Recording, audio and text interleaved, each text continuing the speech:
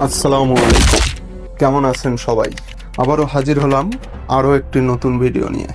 আজকে আমাদের আলোচনার বিষয় হলো পারমাণবিক বোমা। পৃথিবীর ইতিহাসের সবথেকে ভয়াবহ অস্ত্রের নাম পারমাণবিক বোমা। দ্বিতীয় বিশ্বযুদ্ধের সময় জাপানের হিরোশিমা এবং নাগাসাকিতে দেখা গিয়েছিল পারমাণবিক বোমার ধ্বংসযজ্ঞ, যার ধ্বংসলীলা থেকে আজও বের হতে পারেনি জাপান।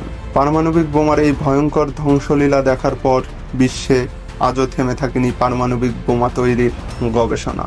শুধু আন্তর্জাতিক পর্যায়ে কিছু চুক্তির মাধ্যমে এর ব্যবহার সীমিত করা হয়েছে। বর্তমানে কোনো দেশের সামরিক শক্তির হিসাব করা হয় তার পারমাণবিক বোমার মজুদের উপরে।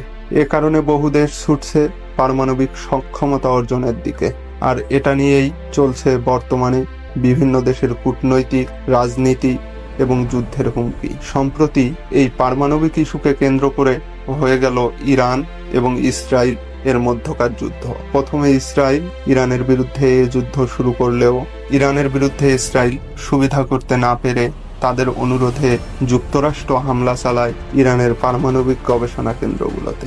এর জবাবে ইরান হামলা চালায় কাতারে অবস্থিত যুক্তরাষ্ট্রের মধ্যপ্রাচ্যের সবথেকে বড় বিমান ঘাঁটি আল উদুদে। 12 দিনের এই সংঘাতে কম বেশি ক্ষতিগ্রস্ত হয়েছে এই তিনটি দেশেই। অবশেষে যুদ্ধবিরতি চুক্তির মাধ্যমে থেমেছে এই যুদ্ধ, আর এ নিয়েই বর্তমানে আবার আলোচনার কেন্দ্রবিন্দুতে পারমাণবিক বোমা। আজ আমরা জানব কিভাবে মানুষের হাতে এলো এই পারমাণবিক বোমা তৈরির প্রযুক্তি এবং পারমাণবিক বোমা কিভাবে তৈরি হলো। এই পারমাণবিক বোমা তৈরি করেছিলেন যিনি, তার নাম রবার্ট ওপেনহাইমার, যার জন্ম 1904 সালে আমেরিকার রাজধানী নিউ ইয়র্কে জার্মান বংশোদ্ভূত ইহুদি পরিবারে। হার্ভার্ড ইউনিভার্সিটিতে রসায়ন নিয়ে উচ্চতর গবেষণা করার পর কেমব্রিজ ইউনিভার্সিটিতে পড়তে যান তিনি।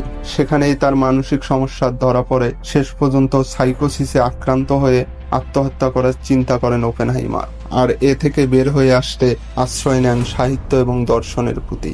সনাতন ধর্মের ধর্মীয় বই, কুরুক্ষেত্রের যুদ্ধ এবং শ্রীকৃষ্ণ অর্জুনের কথোপকথন থেকে অনুপ্রাণিত হয়েছিলেন পারমাণবিক বোমা আবিষ্কার করতে। এরই মধ্যে শুরু হয়ে যায় দ্বিতীয় বিশ্বযুদ্ধ। 1942 সালে যুক্তরাষ্ট্র শুরু করে তার সবথেকে গোপন ম্যানহাটন প্রজেক্ট। এই প্রজেক্টের মাধ্যমে পারমাণবিক বোমা তৈরির জন্য যুক্তরাষ্ট্র লস অ্যালামাসে তৈরি করা হয় সবথেকে গোপন গবেষণাগার, যার প্রধান পরিচালক ছিলেন রবার্ট ওপেনহাইমার। 1945 সালের 16 জুন পৃথিবীর ইতিহাসে প্রথম পারমাণবিক বোমার পরীক্ষা চালানো হয়, যার নাম ছিল টিট্রিটি।